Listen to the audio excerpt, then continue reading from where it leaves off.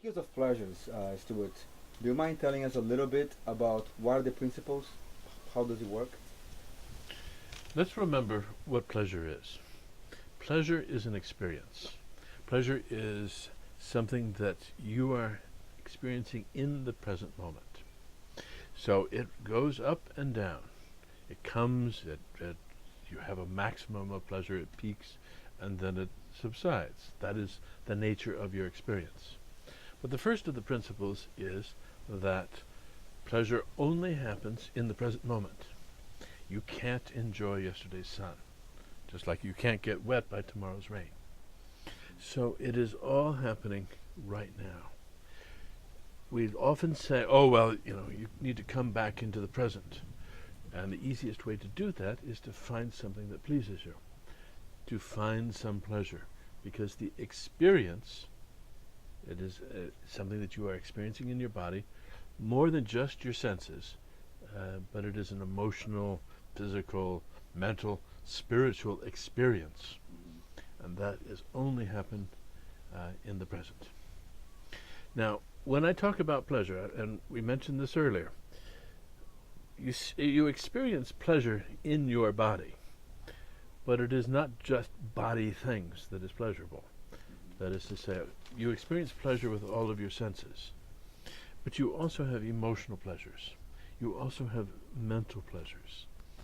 And the best of them all are the spiritual pleasures. Okay. So it is important to remember that when we're talking about pleasure, we're talking about the sum of all of those. So, the first of the principles that I've just mentioned is that pleasure is experienced in the present moment. The second one is being aware of where you're coming from in making your choices. When you make choices based on fear, your subconscious and your higher self, or the Buddha within, however you want to talk about your spirit or soul, presents you with options. And it'll present you with options based on the way you ask the question. So if you're asking the question on how to relieve your fear, your answers will come based on the fear. Yes. So you'll have an array of options to choose from that will alleviate the fear, at least to some degree. When you choose from pleasure, those same parts of you will present you with options that are about pleasure. And they will be very different options. So the second principle is to pay attention to where you are making your choices. That if you make your choices based on pleasure, you will have pleasurable things to choose from. If you base it on fear, what am I afraid of? What if this happens? What if that happens? Then your options are all about fear. Very different options. The third one is that you're feeling good, your pleasure, this experience of general well-being is a signal, if you will, or an understanding that you are in alignment with your highest self, with your full being, with who you really are. When you are not in alignment, you feel bad in some fashion. We all know this when we, for instance, lie to a friend or a family member. We don't feel good. Some people call it conscience. Okay, so that is a signal that you are not in alignment with who you are. When you're doing a job that you don't like, and you're working with people that you don't like, then and you feel bad. That is a signal that you're not in alignment with who you are.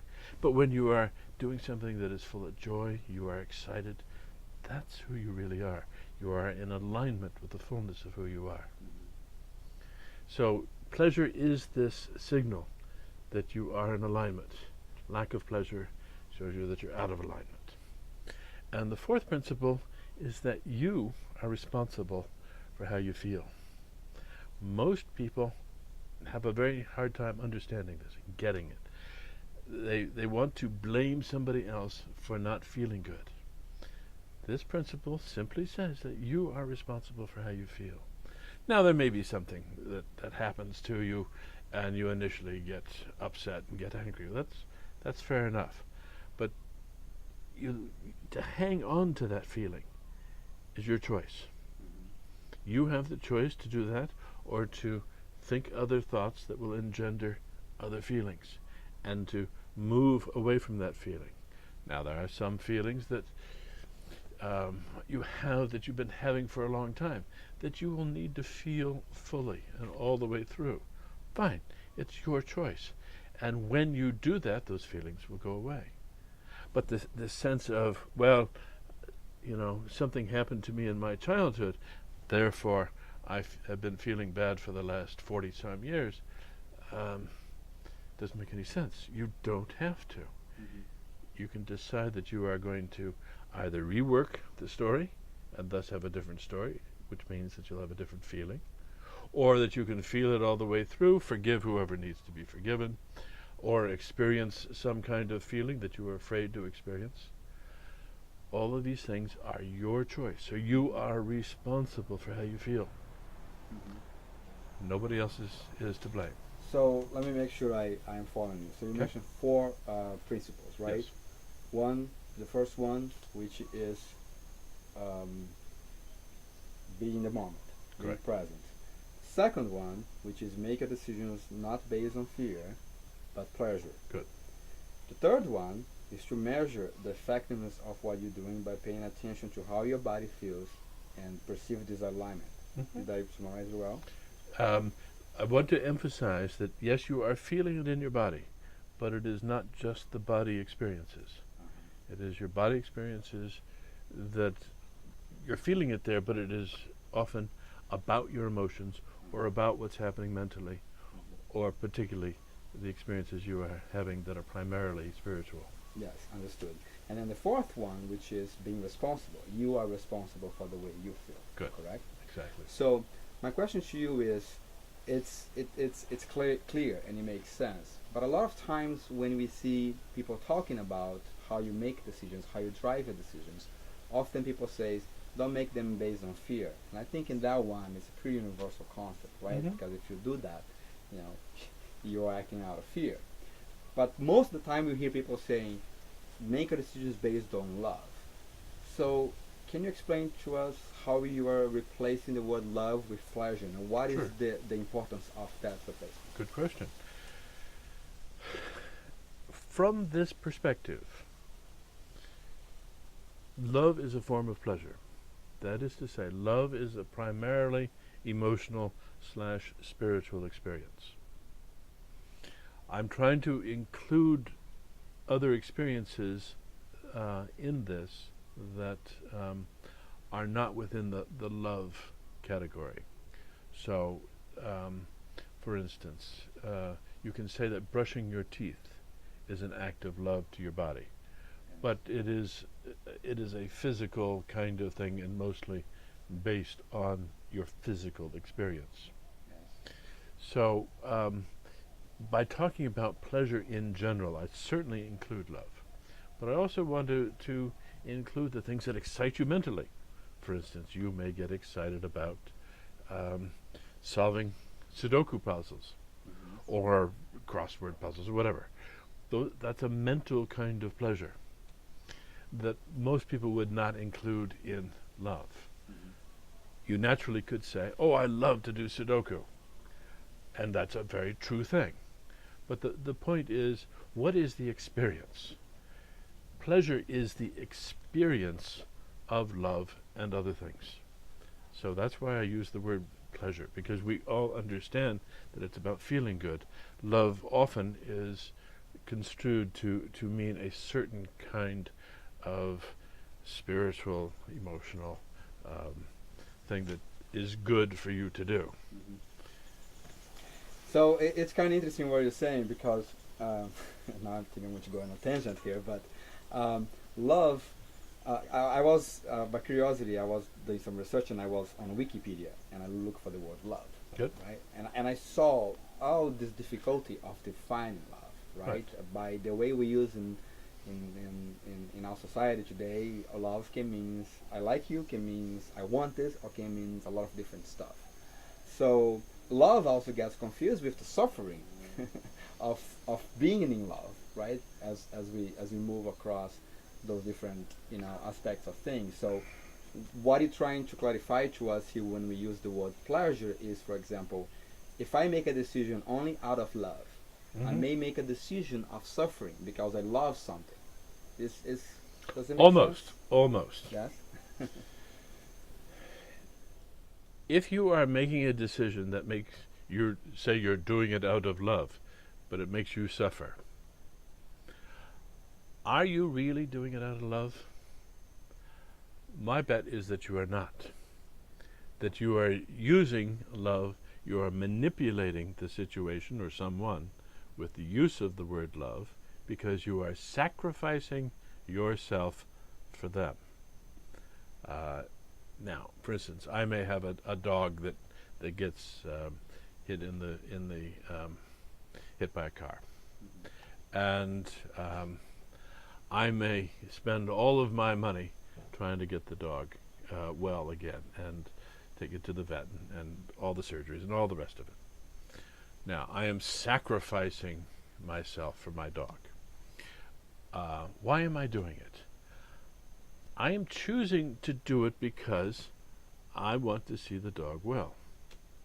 I am not doing it out of sacrifice. I'm not hurting myself intentionally. The pleasure of being with a happy, healthy dog is greater than the pleasure for me of having that money.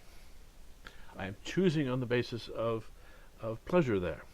Now, some would say that's because you love the dog. Fine. I get a lot of pleasure out of loving the dog. Yes. But I'm not spending all my money on the dog because I'm sacrificing. I'm spending it because I get the pleasure of being with that dog. Yes, fantastic. So Stuart, great. So I like the principles, and I understand how effective it can be making decisions based on pleasure. So how do you practice it? How do you put it in function in your life? It is to answer that question that I developed the 7 skills of pleasure. Okay. Now, these are somewhat arbitrary, but they're very, very useful. The first one is the same skill that almost any other spiritual path or any sensible path of personal development uses, and that is awareness. Being aware of what's going on inside you. Being aware of whether you're enjoying something or not. Being aware if you are enduring life or whether you're enjoying life. So just to pay attention to what's going on and to pay attention to what you're paying attention to. This is a part of awareness that many people forget. Looking at what am I spending my time with? What am I focusing on? Where am I putting my attention? By being aware of what it is that you're doing with your magnificent abilities of consciousness, then you are in a position to make choices. Without that awareness, you are pretty much helpless. All you can do is hope and desire to feel good, but you'll never really feel good if you don't know what's going on. Mm-hmm. The second one is permission. I like to put it as I give myself permission to feel better than I've ever felt before. Mm-hmm. Most people that I've encountered do not give themselves permission to really feel really, really good. For some reason, they feel that suffering is important. Mm-hmm. No pain, no gain is the notion. Yes. And consequently, if they feel pain, then they feel they've been successful. Well, look, we are motivated at all times to try to feel better. I mean, that's our constant motivation. So if you are using that assumption, no pain, no gain, then the more pain you have, the more permission you have to feel good. Fine, that's one of the ways people use to give themselves permission to feel good. A lot of people feel that they have to work hard in order to deserve the money that they get, that they can then use to feed their family, house and clothe their family, and then go on vacations to enjoy themselves. but they have to work hard first. Mhm. Well, those are things that they do to give themselves permission to feel good. Yes. Well, you can, if you want to, give yourself permission to feel good all the time. You can enjoy life almost 100%. And what isn't 100% are lessons in how to enjoy life even more. Things that you say, I'm a little unhappy with this, therefore I will make a different choice and go on and do it differently. So permission is a key thing that we have to give ourselves all the time. It is not just a one-time thing. It's all the time. It's okay for me to feel this good. It's okay for me to just experience the awe, the curiosity, and the wonder of life. It's okay for me to be overwhelmed with love. It's okay for me to be this excited about doing something. Yeah? Yes. Okay. That's permission. Now the third one is to be an adventurer. By that I mean give oneself room to explore, to not have a lot of expectations, to be willing to take risks. The experience of pleasure is only one that has some sense of contrast in it and novelty. So it has to be somewhat new, or at least, if not totally new, in contrast to what has been preceding it. Mhm. By learning to be an adventurer, to not know what's around the corner, and to be okay with to be okay with not knowing what's around the corner, then we are able to be present, to be okay with what's going to happen, and to say, well, where's the fun in that? Mhm. What's the pleasure here? How can I find pleasure here? And by not expecting something to be in a certain way, we then become open to the pleasures that we will discover. Mhm. I was a chef for many, many years. Basically, I still am a chef, but I don't cook in restaurants anymore. But I used to go to restaurants, and I would order a dish that I had made many times and I knew very well. And I would be expecting something similar to the way I understood it to be and the way I liked it. And I was almost always disappointed. And so I finally realized I was spoiling and destroying my pleasure with my expectation. So these days I go into a restaurant and I'll order what I want, but I don't expect it to be anything in particular, and then I get to enjoy whatever comes out. That way I have a lot more pleasure from the same kind of experience. Mhm. The fourth principle is to choose pleasure. And it has two components. One is to just pay attention to where's the pleasure here. I mean, we can look at things that are happening all around us and be unhappy. We can find ways to be unhappy all the time. Or we can use our focus to focus on the things that bring us pleasure, to choose to focus on the things that we can enjoy. It's like, stop and smell the roses. We pay attention. We choose to go have the pleasure of that fragrance. The other aspect of it is that a lot of what we experience as pleasure or pain is because we have chosen to call it pleasure or pain. So there are lots of things in our life that we say, oh, ow, oh, I hate that. That's really painful. Some of which may be an overwhelming pain. Some of which may be just intensity. And a lot of people will call intensity pain, but it doesn't have to be. Intensity can be pleasure. Mhm. I mean, there are a number of things that we do that we can make a choice. Am I going to get upset and call this pain? Pain mostly is intensity plus fear. You let go of the fear, Mhm. and it's just intensity. And you can then turn it to pleasure if you like. There are many little things, and I won't go into them, but there are things that some people will call pain that they don't have to. They don't have to call it pain. They have the reasons for calling it pain, and it may be out of fear, it may be that they want attention and some sense of comfort from other people or sympathy or whatever it is, but it's their choice.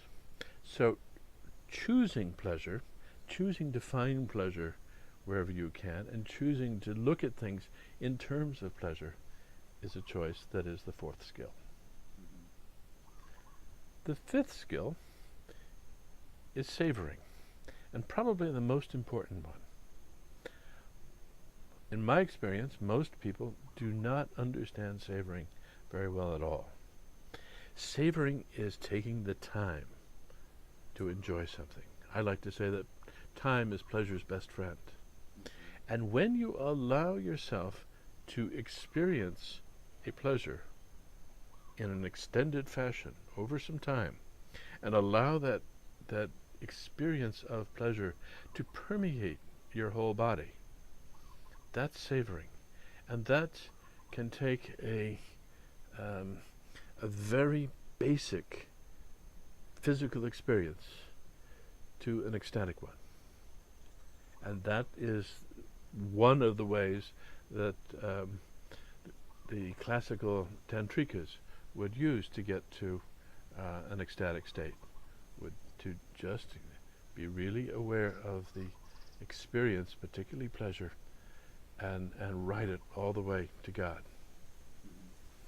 But you don't have to do that, but it is, sometimes you have other things to do, other people to meet. But it is the ability to stay with something, stay focused on something, and thoroughly enjoy it. That is savoring, that can change a life.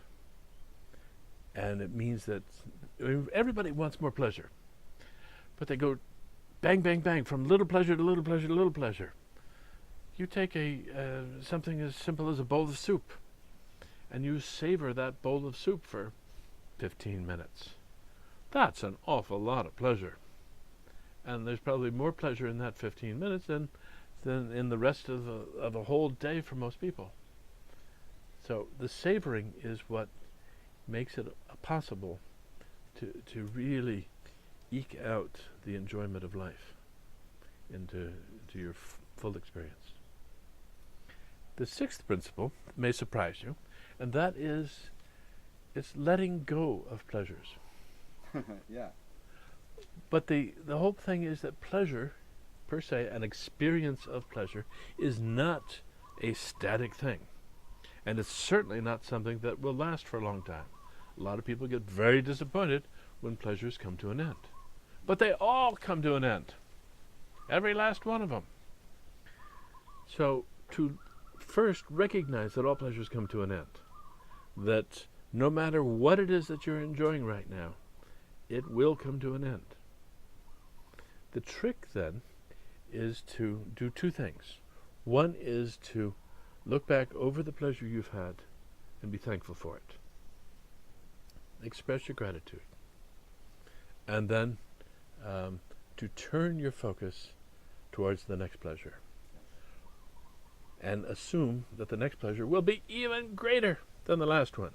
So if you break up with a lover who has gone on and found another lover, fine. You can spend your time being miserable. It's your choice. Or you can say, thank you very much. We had a great time. And this experience has now come to an end.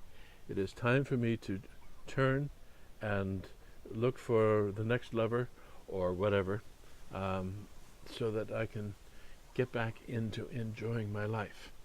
To quote one of my favorite characters, Dr. Seuss, don't cry because it's over. Be thankful that it happened. So, but it is a skill. It is, all of these are skills that take practice. So that's the point, is to use them as skills, not just as nice ideas. These are things that we use over and over again. And the last one is to learn how to maximize your pleasure by developing a pleasure strategy.